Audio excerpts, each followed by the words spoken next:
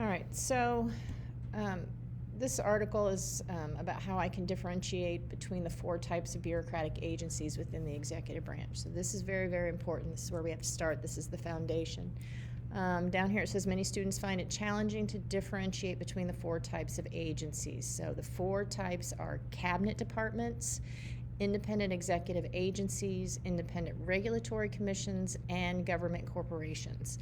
And so what I want first, before we do any of this, for you to get into your notes is where all of these bureaucratic agencies, whether it's the cabinet, executive agencies, independent regulatory agencies, or these government corporations, what is the source of power for all of them? Congress creates all of these. And Congress has delegated their authority. So basically what they do is Congress creates all these cabinet departments, these agencies, and then they turn over and say, we're going to make the laws, but you are going to be held responsible for enforcing them basically the way you see fit. They allow the agencies to set the guidelines. Some of these agencies have not only lawmaking, they have enforcement and punishment. And so these are unelected officials that can't be held responsible at the ballot box because they're not elected. And when a president's term is over, most of the people that work for these particular agencies continue on working for years and years and years. So again, the source of power comes from Congress because they not only create all of these agencies, but then they delegate their authority, allowing these agencies to set the guidelines, and they have not only the lawmaking power in these particular areas, but they have enforcement power and punishment. And the more discretion an agency has, the more powerful it is. So the term that you're going to see on the tests is this idea of delegated authority. Congress is saying, we don't want to mess with this. We're not experts in this particular field, so we're going to defer in all of these areas to these executive agencies. The check that Congress does have on these agencies is oversight, going back to this idea that Congress can call them in, have them testify before them. And the other one is, again, remember, Congress has the purse strings. Congress has the money. And so they determine what the budget is going to look like for each one of these agencies. So cabinet departments,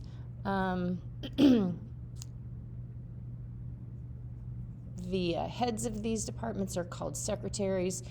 This is the cabinet.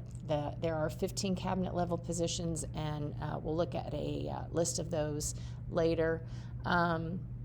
Department of Health and Human Services, Department of State, the Justice Department, but these are the advisors to the president. The president appoints them, and the Senate has to confirm them. Independent agencies, independent executive agencies. These are the most difficult ones. There's not an easy way to identify them, but what I've always told, because of reading this, is use the process of elimination. You're going to ask yourself, is this a cabinet level position? Does it regulate something, or is it charging for its service? And if it's not doing one of those 3 things, it's an independent executive agency. And again, we're going to look at a list of those later. NASA has it down here, but again, we'll talk about some of those. I just kind of want to go over these. Independent regulatory agencies. These are agencies that regulate or punish wrongdoers for people, groups, corporations that do not follow the rules. The FCC, if you are broadcasting something on the radio or on TV or something that you shouldn't, they're going to step in and you're going to get punished. The SEC, which is the Security and Exchange Commission, they regulate the stock market and people who are trying to cheat in the stock market. The FTC, which is the Federal Trade Commission, determining if products being advertised do what they're supposed to. You can't have false advertising, and so they regulate those things. And we'll look at different ones of those. The president appoints them, but on these regulatory agencies, the president can't fire them. They tend to serve for a specific period of time. And so we'll look at those specifically later. These government corporations, they charge for their services. So the United States Postal Service, if you want to mail something, you have to buy a stamp. Amtrak, which is a railway, they have the trains, and so if you want to ride a train, you have to actually pay for it. One of the things I want you to notice, because of the constraints of Congress is placed on them to open in losing money and losing parts of the money, sometimes these corporations don't make money, and our tax dollars go to subsidize these activities. Again, it comes down here. You don't want them to shut down a location where you're getting your mail or catching the train. And members of Congress fear what their constituents are going to do if they close down the only rail stations that's going through them. So instead of operating these for a profit, they will operate these at a loss so that they can get reelected. So how do I tell the difference between the agencies? To determine the agency, is this a cabinet level position? Is this, the Secretary of State, the Secretary of Defense, or the Department of Defense, the State Department? So if you see that secretary or if you see that department, you know it's cabinet. Is it regulating something? Is it charging for a service?